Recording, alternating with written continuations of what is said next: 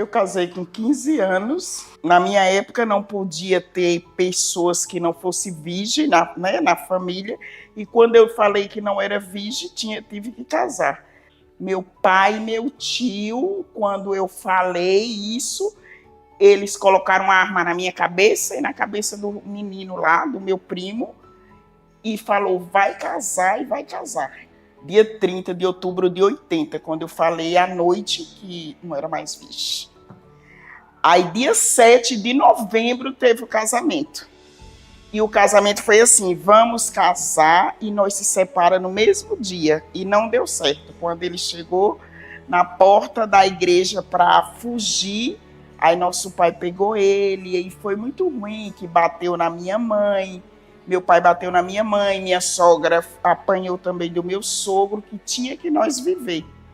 E daí eu vivi 16 anos sofrendo muito com ele. Muito, muito, muito. Foi um casamento muito forçado, muito difícil, porque casei com um primo. Fiz 15 anos em janeiro, casei tive minha primeira filha com 15 anos, a Edna. E foi isso, meu casamento muito sofrido, durou 16 anos, mas durante esses 16 anos foi 21 separação. Bati muito em mulher, em namorada dele, e por fim me libertei do casamento. Quando eu falei para ele, no dia que eu te der um não, eu vou sofrer. Se eu não aguentar viver sem você, eu tiro minha vida. E foi isso. Depois de 4 meses separado, eu achava que não poderia viver com ele, eu tentei me matar, né? E fiquei 15 dias internada, em coma, no Santo Inácio. Mas depois eu vi que eu tinha que me amar, me dar meu valor, e superei. Então, traição, né? Porque eu acho que uma coisa que dói muito é você ser traído. E eu fui muito traído e ouvia muitas palavras doloridas da parte dele. Muita coisa que ele falava que me magoava muito, muito, muito, muito, muito. E tem um negócio assim que ele falava, que eu não gosto de falar, que eu fico muito triste. Eu não consigo usar roupa de alça.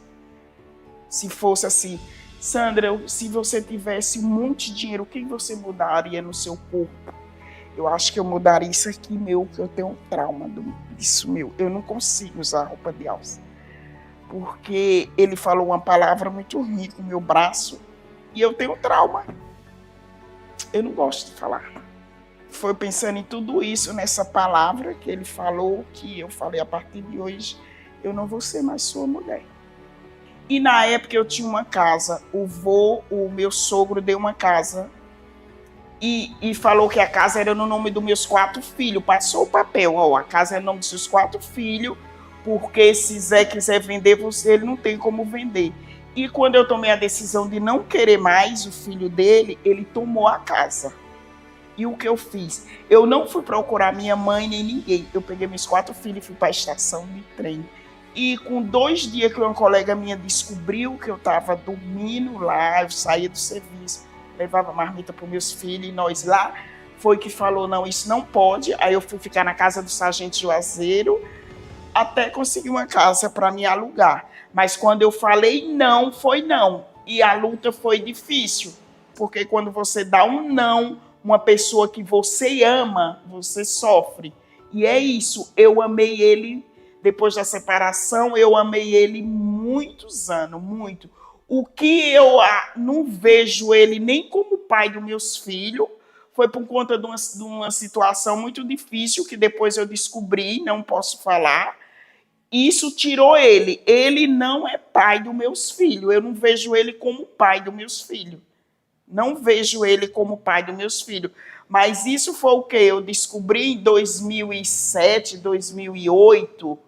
Aí foi daí que eu tirei ele da lista. Mas, no fundo, eu ainda me via com ele. Eu dizia assim, quando eu tiver velhinha e ele tiver velho, se um dia ele vir atrás de mim, eu acho que eu ainda vou querer. Eu falava isso. Mas depois que eu descobri quem é ele, o que ele fez com uma pessoa que eu amo muito, Eu tirei, ele não existe de jeito nenhum. Eu não penso nele, não vejo ele como ser humano. É muito estranha a sensação depois dessa decepção. Se fosse para mim passar tudo de novo, eu passava. Porque eu casei, eu achava, naquela época eu achava que eu amava, eu amava ele, eu queria ele. A gente tinha chance de crescer financeiramente. Ele que era só farrista, ele gastava tudo e acabava com tudo, mas eu trabalhava. Eu tive chance financeiramente muito bom na minha vida. Se eu tivesse pensado assim um pouco em mim, hoje eu tinha algo financeiramente muito alto, que eu sei o quanto de que eu trabalhei, eu sei quanto eu ganhei, mas eu sempre penso muito no meu povo, na minha família. Sempre. Minha vida está mudando, de outubro fez 1 ano que eu estou pensando em mim. Aí eu estou vendo o resultado. E sou feliz com meus 4 filhos, 7 netos, tenho um bisneto. Foi uma vida difícil para mim criar meus 4 filhos, mas eu sou feliz. Hoje eu sou feliz. O que eu me arrependo de não ter feito foi estudar. Isso eu me arrependo muito não ter estudado. Depois, em 2015, voltei à escola, mas também não continuei.